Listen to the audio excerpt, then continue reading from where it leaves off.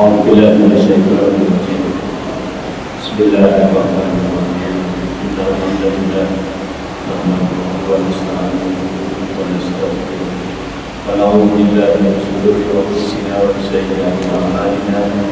من يهد الله فهو المهتدي ومن يضلل فلا هادي له. وإن يمسك أشهد أن لا إله إلا الله وأشهد أن محمدا رسول الله. اللهم صل وسلم وبارك على محمد وعلى آله وصحبه أجمعين. أما بعد. اللهم انفعنا بما علمتنا وعلمنا ما ينفعنا. آمين. Assalamualaikum warahmatullahi wabarakatuh. Alhamdulillah wa syukurillah ala nikmatillah khususnya dengan Mas sekalian kita lakukan pada siang ini kajian tauhid asma wa sifat.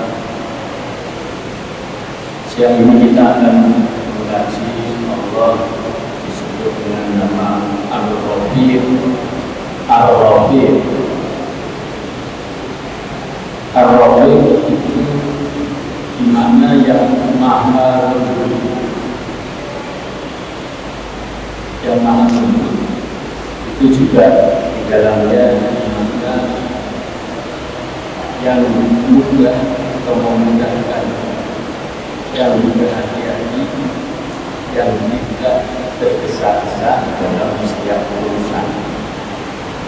Dan nama Allah ini mengandung sifat yang sempurna, maha lembut dengan kelembutan yang sempurna, maha memudahkan dengan memudahkan yang sempurna, kehati-hatian juga. Mas sekalian, di dalam satu hadis riwayat Muslim,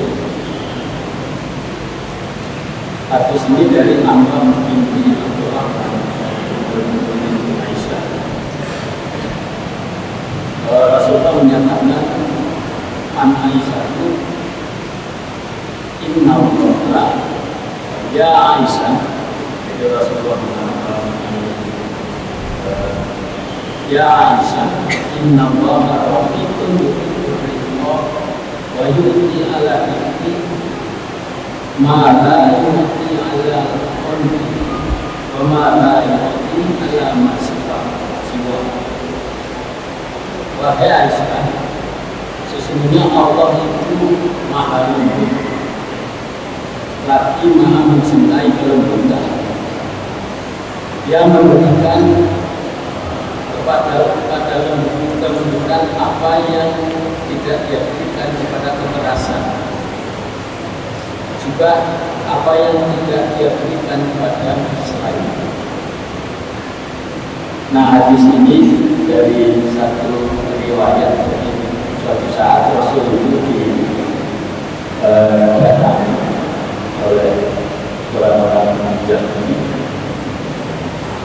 Kemudian setelah ketemu beliau, waktu beliau ketemu dia, orang Yahudi itu mengucapkan salamnya dengan mengucapkan, ya bukan salam, tapi dia mengucapkan Assalamu alaikum. Artinya semoga kematian datang. Jadi itu Nabi mengatakan kematian. Kemudian Aisyah waktu itu membalas ucapan mereka, tidak, tetapi semoga kematian dan laknat mendatang kami. Kemudian Nabi mengatakan, wahai Aisyah, sesungguhnya Allah itu maha lembut, lagi mencintai kelembutan dalam segala hal. Kemudian Aisyah bertanya, tidaklah engkau mendengar ucapan mereka tadi ya Rasulullah? Beliau menjawab, bukankah tadi aku telah menjawab, semoga kalian juga demikian. Jadi ketika orang Yahudi mengatakan kepada Nabi semoga kematian mendatangimu, kemudian Nabi menjawab yang sama. Kembali nama Ar-Rafiq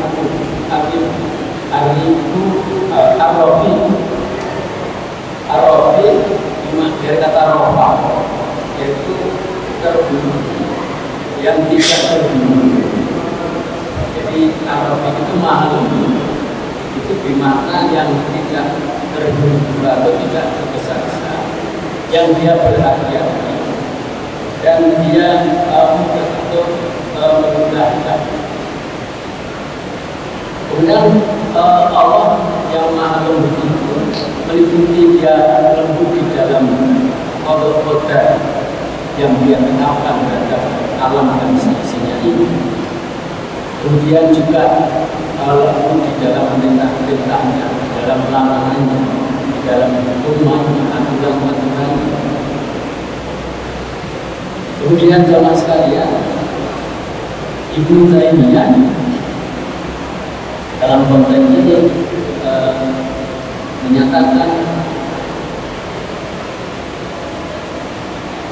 sahabat Rasulullah sangat mengetahui hal tersebut, kemudian bisa menjelaskan kepada manusia. Mereka mengetahui bahwa segala peristiwa yang terjadi, yang setiap hari disaksikan manusia, menunjukkan bahwa alam ini makhluk dan memiliki roh yang menciptakan hal baru di dalamnya. Nah, jadi ucapan itu menunjukkan bahwa apa yang ada di alam ini, semua peristiwa, semua proses, semua perkembangan itu ada yang mengaturnya, dan Allah sebagai pengatur. Ketika Allah mengatur, dia mengatur dengan kelembutan, dengan kehati-hatiannya, dengan tahapan-tahapan.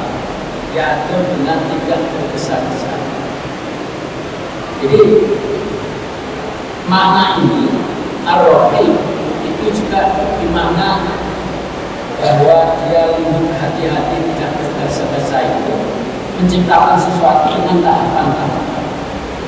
Jadi misalnya sebagaimana nanti bisa dirujuk di surah Al-Mu'minun ayat 12 sampai 14, juga ada di surah Al-Hajj ayat 5.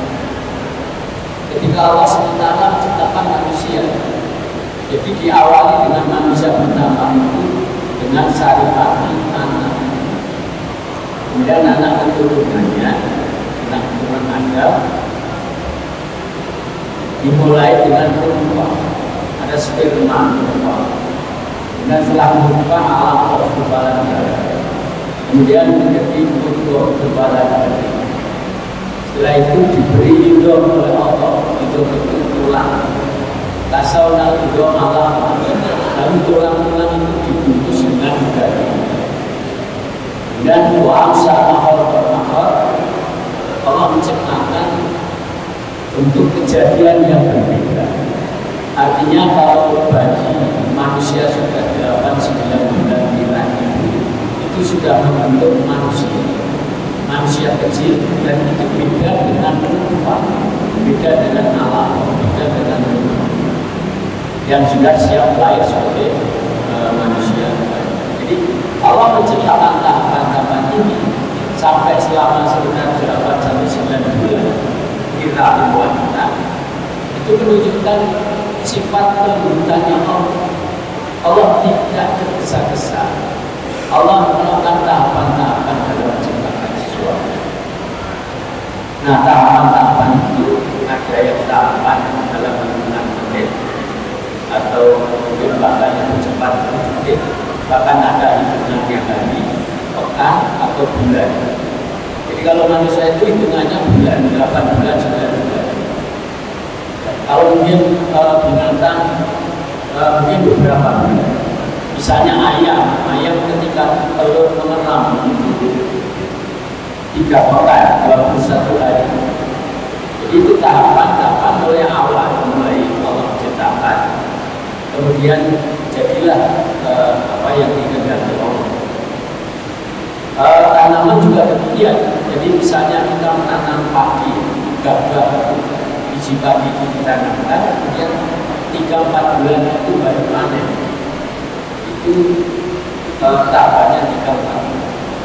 Kemudian kalau misalnya pohon jati, kalau ingin panen kayunya, ya kita menanam bibit jati sampai dia bisa dipanen kayunya itu puluhan tahun, 10-20 tahun. Makanya ini tahapannya bukan. Nah, tahapan-tahapan ini juga menunjukkan Allah itu maha lembut, jadi tidak tergesa-gesa di dalam menciptakan sesuatu. Nah, jemaah rahmatullah,